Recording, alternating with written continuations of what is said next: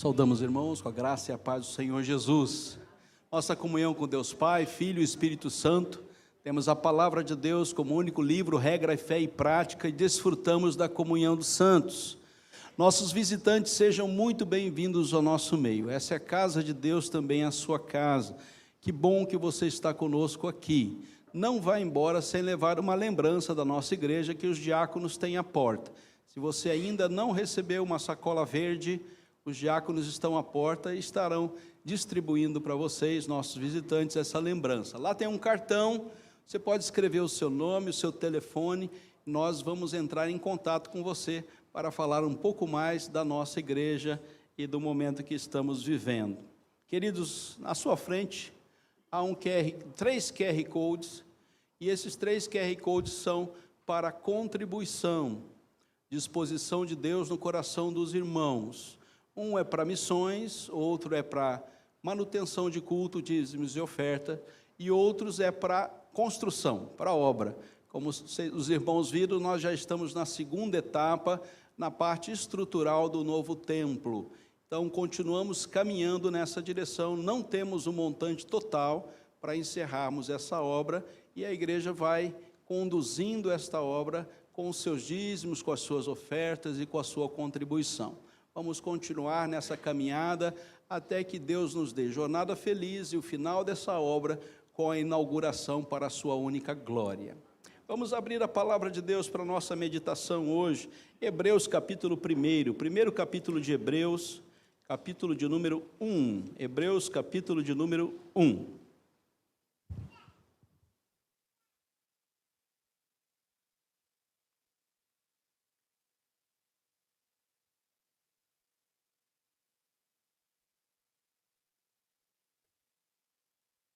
Iniciando com o verso 1, nós vamos fazer a leitura dos primeiros versos, capítulo 1, verso 1 até o verso de número 4. Hebreus capítulo 1, verso de 1 a 4. Havendo Deus outrora falado muitas vezes e de muitas maneiras aos pais pelos profetas, nestes últimos dias nos falou pelo Filho, a quem constituiu herdeiro de todas as coisas, pelo qual também fez o universo. Ele que é o resplendor da glória e a expressão exata do seu ser, sustentando todas as coisas pela palavra do seu poder, depois de ter feito a purificação dos pecados, assentou-se à direita da majestade nas alturas, tendo se tornado tão superior aos anjos quanto herdou mais excelente nome que eles. Deus, obrigado pela tua palavra, podemos abri-la nessa noite, meditar nela. Obrigado porque a tua palavra é a verdade, somente ela pode nos conduzir nesta vida terrena até chegarmos na glória, na instrumentalização do teu Santo Espírito que habita em nosso meio. Obrigado, Senhor Deus, por essa certeza, por essa convicção que vem aos nossos corações. Tem misericórdia, Senhor, daqueles que ainda não acolheram a tua palavra e não receberam a Jesus Cristo, o único Senhor e único Salvador. Obrigado, Senhor Deus, pela igreja que nos acolhe. Obrigado pelo projeto de crescimento, de desenvolvimento da mesma. Dá, Senhor Deus, que possamos cumprir fielmente a nossa caminhada como igreja tua, nesse tempo presente. Oramos em nome de Jesus. Amém. Deus tem algo a dizer, irmãos. Deus fala. Deus se comunica. Deus nos acessa. Deus tem acesso direto a nós. Deus faz exatamente aquilo que Ele precisa fazer para que nós o ouçamos, para que entre nos nossos ouvidos, penetre em nossa mente e nosso coração. Deus sabe exatamente o que precisa ser dito, na hora que precisa ser dito e de que forma isso deve ser feito. Isso não está à mercê da criatividade da igreja e de nenhum ser humano, o falar de Deus. Deus não depende da nossa criatividade. Deus não depende dos nossos recursos. Louvado seja o nome de Deus, senão nós estaríamos na água. Nós estamos totalmente dependentes do falar de Deus aos corações. É Deus quem fala, é Deus que tem algo a dizer a cada uma das suas criaturas. Ele tem a palavra certa, na hora certa, no momento certo.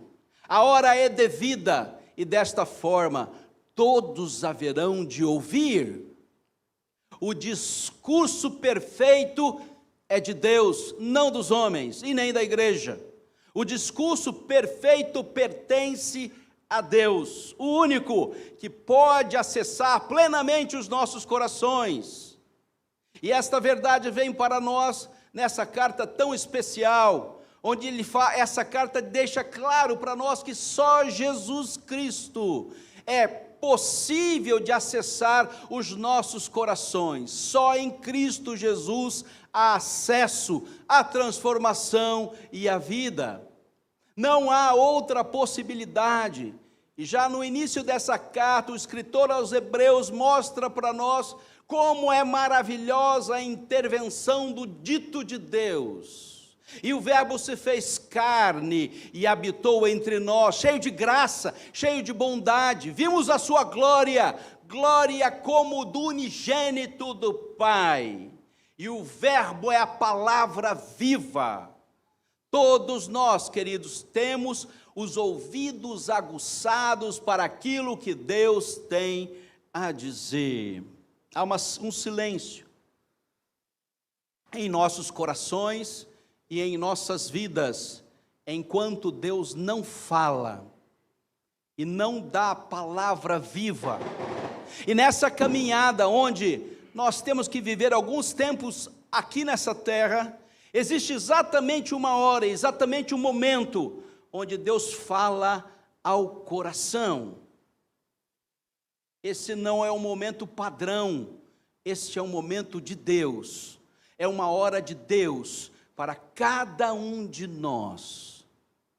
Deus tem algo a dizer, e Ele tem algo a dizer ao seu coração, e isso vai ser dito através do seu Santo Espírito, através da palavra viva de Cristo.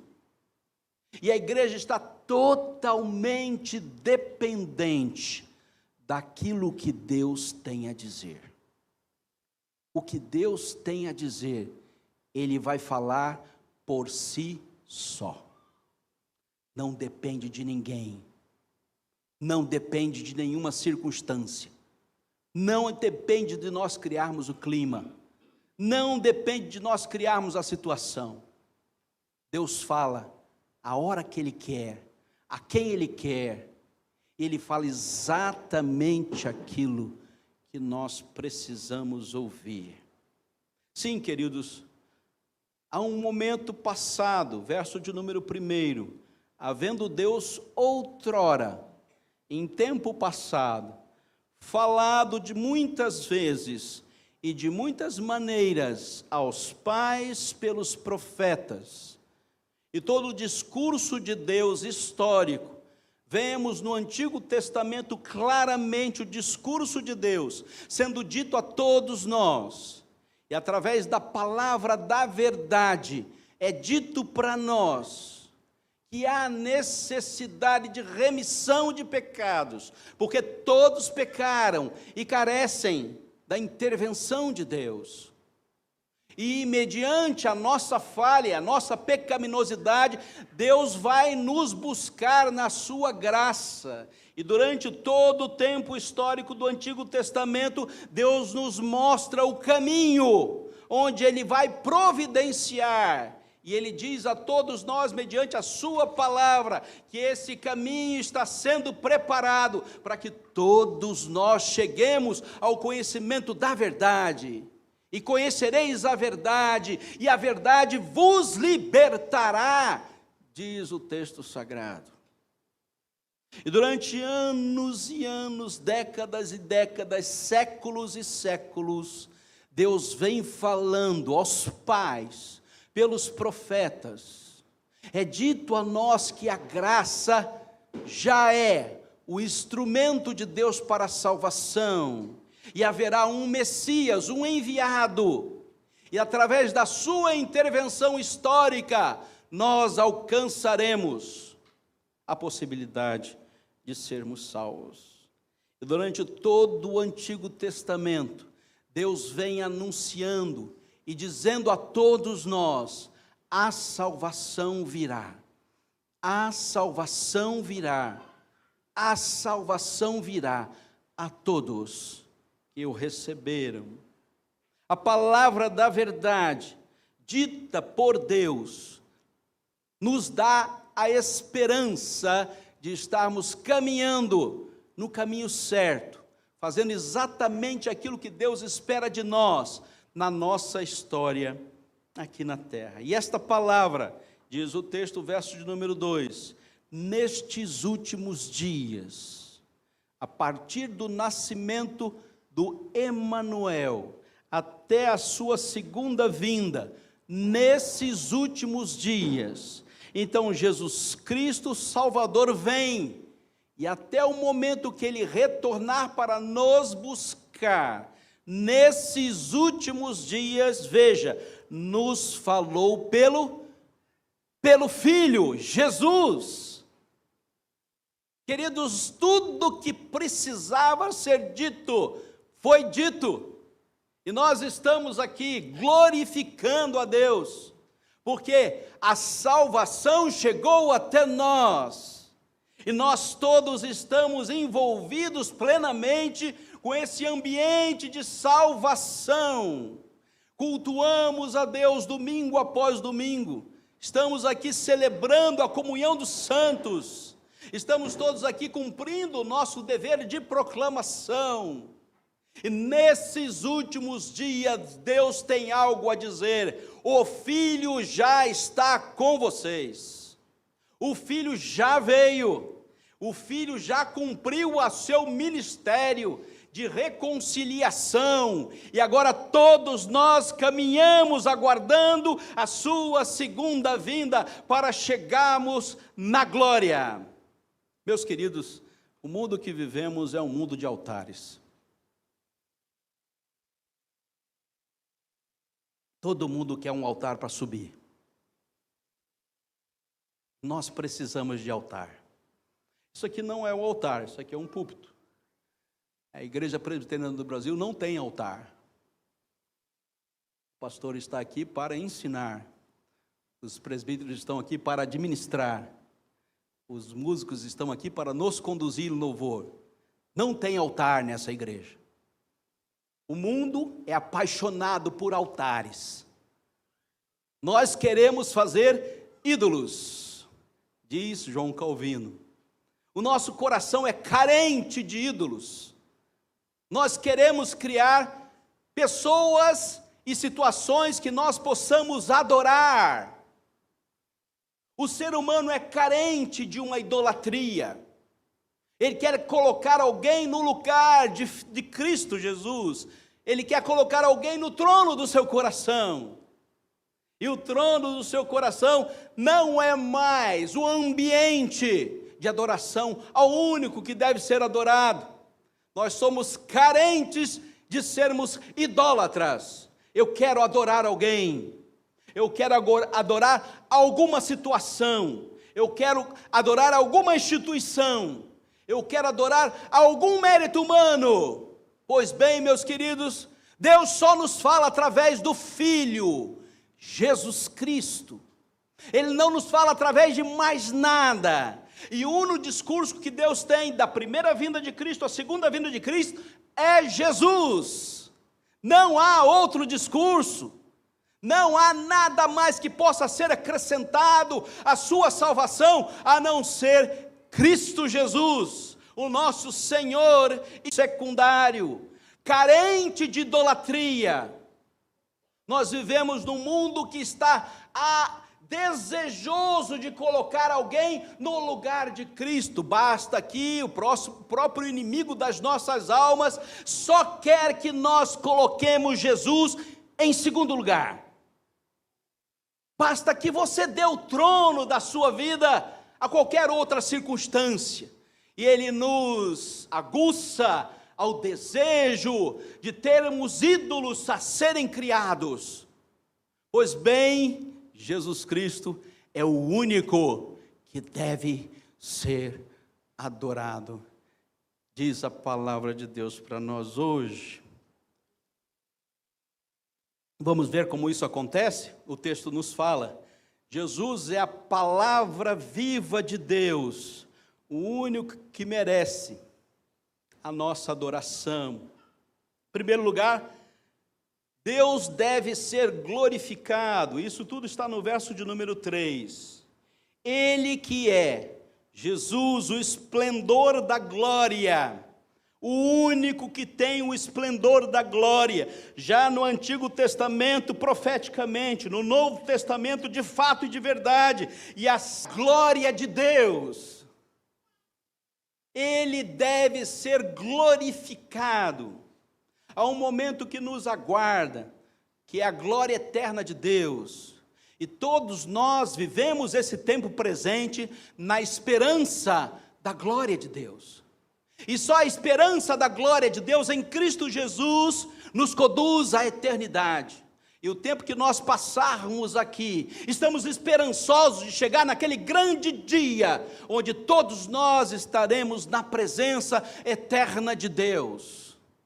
E só Ele deve ser glorificado, ninguém mais. A glória toda é de Deus. Ele não divide com nenhum de nós. Não há espaço para idolatria. Não há espaço para o seu querer acima de todas as coisas. Certa vez, conversando com alguns irmãos que gostavam de carros na igreja, e eu estava chegando há pouco tempo naquela igreja, naquela região, e um dos irmãos falou assim: meus queridos, eu tenho uma Brasília. Sabe o que é o carro Brasília? Algumas pessoas nem sabem que carro é esse. Era um carro da década de 70. Ele tinha uma Brasília, e a Brasília, ela era azul clara, e era a cor top das Brasílias da década de 70 ali, né? E ela tinha uma placa preta, de conservação perfeita lá, né? Até 80% de original. E ele falou com a boca cheia: ninguém tem uma Brasília da década de 70, né? Pois a minha está perfeita, está perfeita. E a gente conversando falou assim: não, meu irmão não tem ido na igreja no domingo de manhã, não. Domingo de manhã eu tiro para lavar a Brasília. Eu lavo a minha Brasília de ponta a ponta. E nos frisos, eu passo uma escova de dente com graxa, para aquela borrachinha ficar pretinha. E eu falei: meu querido, mas que beleza de Brasília deve ser essa? Eu quero ver algum dia. Ele falou: pois é, eu dedico o domingo de manhã todinho para deixar a minha Brasília brilhando. Você vê como é fácil a gente criar ídolos? Esse até foi bem fácil de ser criado, né? Criou um ídolo que era um carro, a qual ele se dedicava intensamente. O dia do Senhor era dedicado à limpeza do seu ídolo. Cuidado, meu querido. Satanás é muito esperto. Ele faz o que ele quiser com a sua mente, com as suas vontades. O nosso pensamento, ele é mau. Ele não é o pensamento de Deus. Ele manipula os nossos pensamentos. E ele conduz você a algumas glórias que não vão te levar a lugar nenhum. Ele coloca ídolos no seu coração que não vão colocar você na presença de Deus, mas vão fazer de você um coração satisfeito, pois tal coração é enganoso. Cuidado com a cilada do inimigo. Ponto 2. Todo poder está nas mãos de Jesus. Toda autoridade me foi dada no céu e na terra. Mateus capítulo 28. Todo poder está na mão do Senhor Jesus Cristo, irmãos. Satanás não detém o poder sobre nada. Ele é criatura como qualquer um de nós.